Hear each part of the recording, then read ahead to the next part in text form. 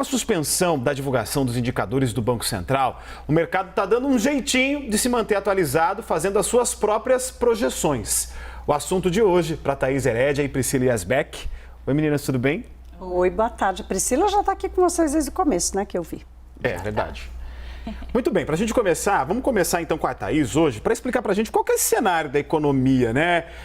Sem boletim focos, qual que é o foco, fazendo um trocadilho ruim, para a gente entender melhor. Não, vamos lá, você tem razão em chamar atenção para o foco, porque para fazer cenários, para fazer prognósticos e até diagnósticos sobre a economia, mesmo olhando para um dado de um tempo que já passou, o Banco Central é a maior referência, né? O Banco Central é aquele que consolida os principais indicadores econômicos do país, como crédito, como as contas públicas, as contas externas, e esse grande levantamento, que é o Boletim Focus, que houve mais de 120 casas de análise no Brasil, entre bancos e instituições financeiras, e a cada semana vai atualizando as expectativas para os principais indicadores. É como se fosse uma espécie de um GPS um pouco diferente, para que as decisões dos agentes econômicos, entre nós aqui ou empresários, tivessem sempre um parâmetro atualizado todas as semanas sobre o que está para acontecer na economia.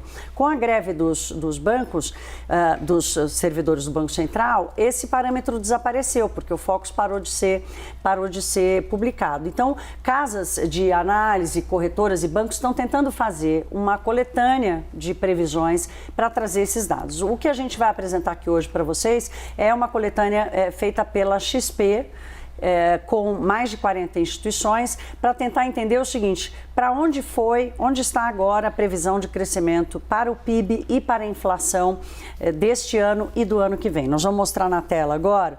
O que aconteceu foi o seguinte: com relação à inflação, houve aumento na previsão, tanto para esse ano quanto para o ano que vem.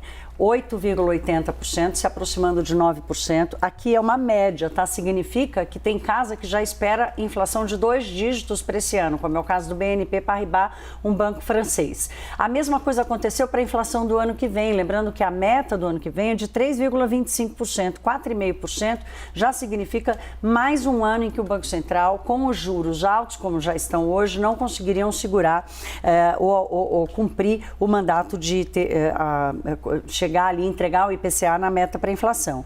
Com o PIB aconteceu um pouco diferente. Subiu a previsão para este ano, já passando de 1%, e caiu a previsão para o ano que vem, ali para perto de 0,5%. E a taxa Selic também subiu, 13,25% para fechar 2022 e 9,5% para fechar o ano que vem. Há poucos meses, essa previsão era muito menor, tanto para a taxa de juros quanto para a inflação. Então, significa o seguinte: nós vamos ter que nos contentar com um crescimento um pouco maior esse ano, mas como disse o Sérgio Vale, especialista CNN hoje no Money, né, Priscila, não é possível a gente se conformar com um crescimento de 1%. Não é um bom crescimento. O mundo vai crescer 3%, né, e o Brasil, do tamanho que é, a 10ª economia do mundo, crescer apenas 1%. Então, é melhor do que zero, mas o Brasil não pode se conformar com um crescimento tão baixo.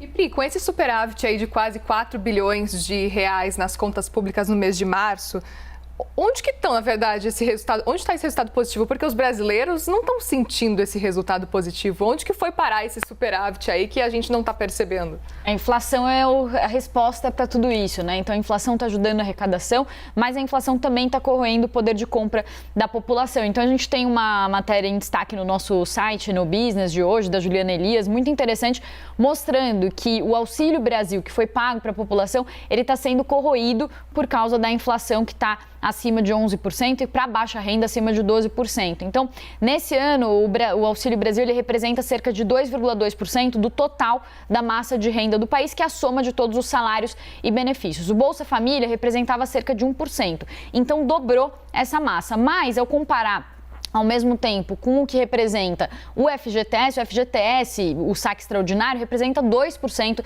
dessa mesma massa. Então, o que eles mostram, esse dado aí da LCA, mostra que, em termos de PIB, talvez não seja algo tão relevante e com essa inflação muito alta, isso corrói o poder de compra dessa população que recebe esse auxílio. E aí tem uma discussão também importante sobre auxílio, que eu estava até conversando com o Rafael Osório, que é pesquisador do IPEA, especialista em políticas públicas. Ele até falou, bom, o Auxílio Brasil, ele ajudou muito a população, atenuou muitos efeitos da crise que o mundo inteiro está vivendo, aumentou de 14 para cerca de 18 milhões o número de beneficiários, 4 milhões de pessoas entraram no benefício, o valor passou de cerca de 200 para 400 reais, mas o que ele disse também é que com essa inflação alta, com o desemprego ainda elevado, as pessoas voltando para o mercado de trabalho, mas com um emprego de pior qualidade, esses efeitos do Auxílio Brasil, eles vão sendo um pouco perdidos. E pior que isso, ele também faz um comentário dizendo sobre a qualidade do programa do Auxílio Brasil. Então, do Bolsa Família para o Auxílio Brasil, o que os especialistas dizem é que algumas premissas e um acompanhamento mais próximo acabaram se perdendo.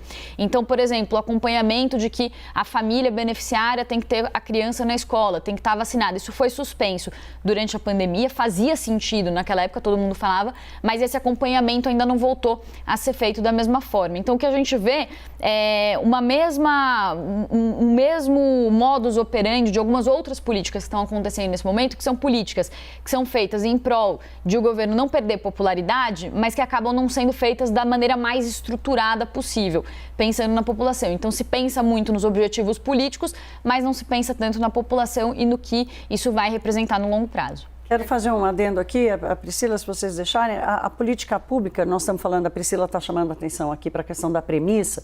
A premissa da política pública é ela ser eficiente. E a eficiência tem a ver com o foco da política pública, né? Então, um dos principais elogios sempre feitos ao Bolsa Família era exatamente este foco, né? Quer dizer, a premissa do Bolsa Família não é manter as pessoas onde elas estavam, é exatamente criar condições para que as famílias saíssem dessa condição de pobreza e de renda muito baixa. Por isso, a ligação com a questão escolar, quer dizer, é preciso apostar na mobilidade social das famílias. As crianças precisam ter uma vida melhor do que os seus pais tiveram. Então, no momento em que isso é abandonado, a premissa se perde. Então, acho que é um pouco isso que a Priscila está trazendo. E o Brasil largou um pouco a preocupação com a eficiência das suas políticas públicas, né? E o foco naquilo que precisa. A gente fala disso todo dia aqui, por exemplo, vai criar subsídio para gasolina, para pagar a gasolina mais barata de quem tem carro importado, né? É mais ou menos por aí, sobre o foco que você fez o trocadilho aqui, mas que faz todo sentido, Jairo.